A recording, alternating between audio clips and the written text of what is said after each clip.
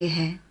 यहाँ से पहले बिंदु को मरीचि ऋषि के नाम से जानते हैं। उसके बाद में जो बिंदु है वो कहलाते हैं ऋषि वशिष्ठा।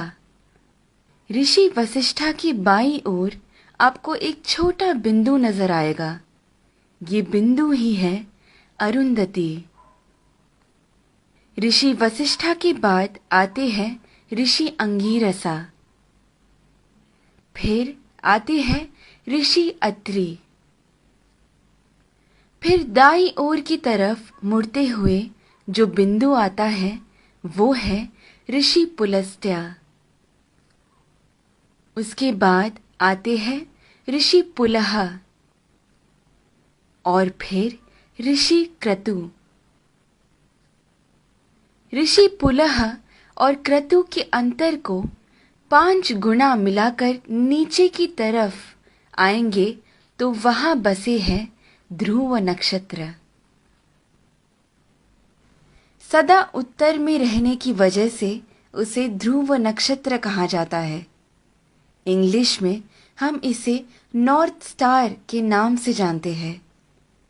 बाल्यावस्था के ध्रुव नक्षत्र अगर उत्तर में बसे हैं तो वृद्धावस्था के अगस्त्य नक्षत्र दक्षिण में बसे हैं। अगस्त्य और ध्रुव नक्षत्र हमेशा उसी स्थान पर ही पाए जाते हैं। इन दोनों के बीच में मौजूद आकाश गंगा सतत घूमती रहती है। इस कारण से हमारी धरती अक्ष के ऊपर घूमकर घूमती रहती है। ये सच है कि सारा जगत भगवान के इर्द गिर्द घूमता रहता है, लेकिन वो हमें कभी नजर नहीं आ सकता। भूमि के अनेक कालों में से उसे 4 काल में छांटते हैं। ऊपर नजर आ रहा पीठ के बल सोया हुआ प्रश्न चिन्ह के आकार में बना हुआ सप्त ऋषि मंडल हमें वसंत ऋतु में ठीक ऐसे ही नजर आता है। आगे बढ़ते हुए शिशिर ऋतु यानी ठंड के मौसम में हमें सप्त ऋषि मंडल ऐसे नजर आता है। फिर शरद ऋतु में जब सारे पत्ते झड़ने लगते हैं तब सप्त ऋषि मंडल हमें ऐसे पीठ के बल सोया हुआ प्रश्न चिन्ह के आकार में नजर आता है। और फिर ग्रीष्म ऋतु यानी गर्मी के मौसम में हमें सप्त ऋषि मंडल ऐसे शीर्षासन कर रहे प्रश्न चिन्ह के आकृति में नजर आता है। चाहे जो भी हो, जब हम ये सारे प्रश्न चिन्हों को एक साथ में देखते हैं, हमारे सामने एक विशेष आकृति हमें बनता हुआ नजर आता है।